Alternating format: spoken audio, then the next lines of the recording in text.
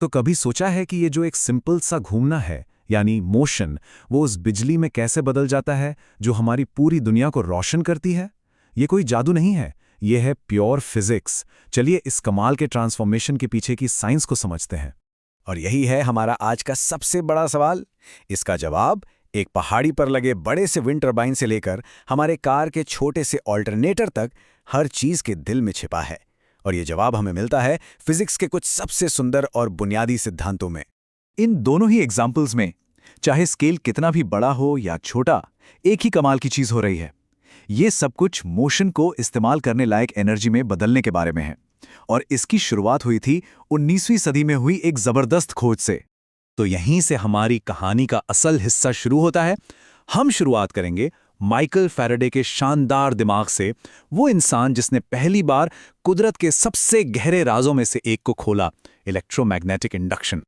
तो यही है इसका मूल मंत्र। सिद्धांत बहुत सीधा साधा है। अगर आपके पास तार का एक लूप है और आप उसके बीच से गुजरने वाले मैग्नेटिक फील्ड को बदलते हैं, तो आप बिजली पैदा करेंगे।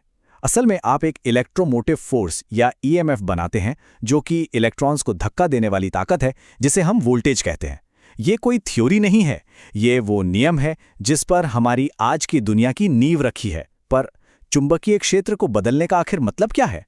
अब यहाँ जो चीज़ वाकई दिलचस्प है, वो है मैग्नेटिक फ्लक्स का कॉन्सेप्ट। इसको ऐसे समझिए, मान लीजिए कि मैग्नेटिक फील्ड अदृश्य लाइनों से बना है, तो फ्लक्स बस ये नापता है कि आपके तार के लूप से कितनी लाइनें गुजर रही हैं। फैराडे की जीनियस बात यह थी कि उन्होंने समझा कि फ्लक्स कितना मजबूत है, इससे फर्क नहीं पड़ता। फर्क इस बात से पड़ता है कि वो कितनी तेजी से बदल रहा है। लेकिन वो करंट बहेगा किस तरफ? यहीं पर लेंस का नियम काम आता है।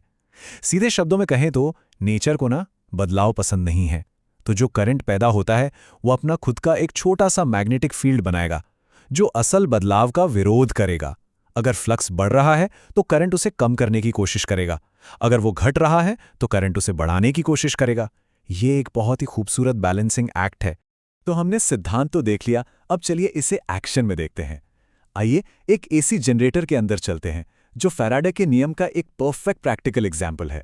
किसी भी एसी जनरेटर में ये 4 मेन खिलाड़ी होते हैं। पहला है आर्मेचर, यानी तार की वो कॉइल जो घूमती है।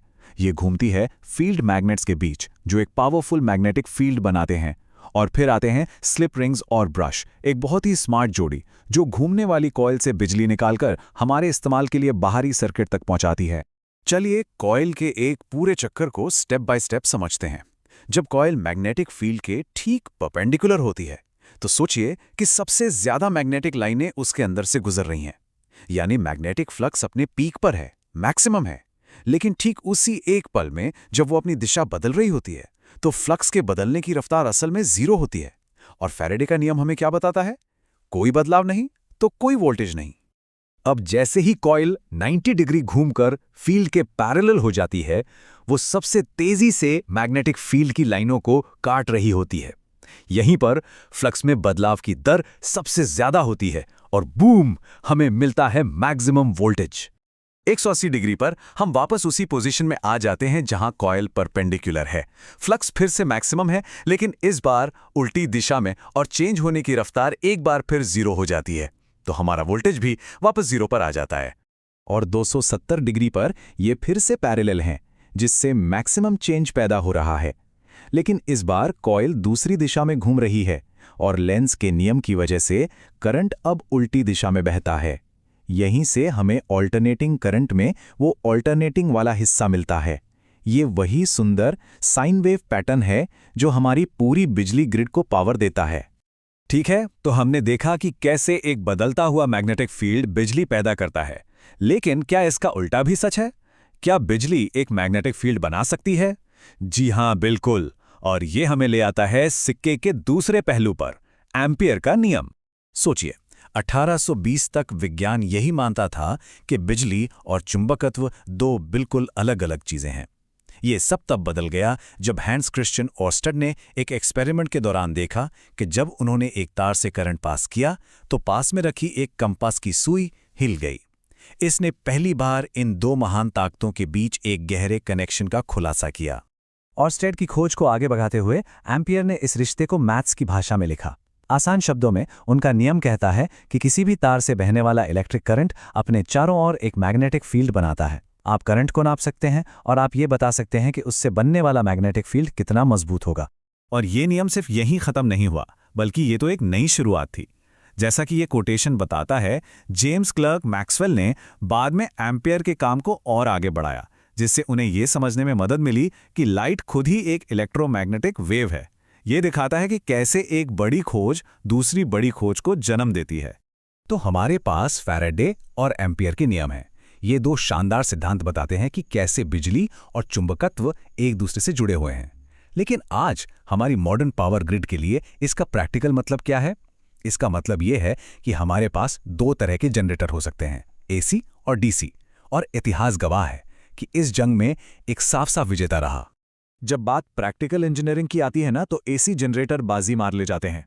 वे बहुत ज्यादा वोल्टेज पैदा कर सकते हैं, जिन्हें ट्रांसफार्मर की मदद से आसानी से दूर दूर तक भेजा जा सकता है। साथ ही उनमें डीसी जनरेटर की तरह वो पेचीदा कम्यूटेटर नहीं होते, जो करंट की दिशा को सीधा रखने के लिए लगातार घिसते रहते हैं। इसी वजह से एसी जनरेटर ज्यादा भरोसेमंद होते हैं और उन्हें मेंटेनेंस की भी कम जरूरत पड़ती है। इन्हीं कारणों से एसी ने करंट की लड़ाई जीती। आज की तारीख में एसी जनरेटर हर जगह हैं। वे पावर स्टेशनों में हमारे घरों को रोशन करने वाले विशाल मेगावाट पैदा करते हैं। वे हमारी कारों में बैटरी चार्ज करते हैं। वे विंड टर्बाइन और हाइड्रो इलेक्ट्रिक डैम में प्रकृति की ताकत का इस्तेमाल करते हैं। वे सचमुच में हमारी मॉडर्न सिविलाइजेशन के इंजन हैं। फैराडे और एम्पियर के नियम हमें दिखाते हैं कि कैसे दो ताकतें, जिन्हें हम अलग समझते थे, असल में एक ही सिक्के के दो पहलू हैं। तो यह हमें सोचने पर मजबूर करता है ना, कि हमारी इस दुनिया को और कौन से गहरे अनदेखे कनेक्शंस चला रहे हैं, जो बस खोजे जाने का इंतजार कर रहे हैं।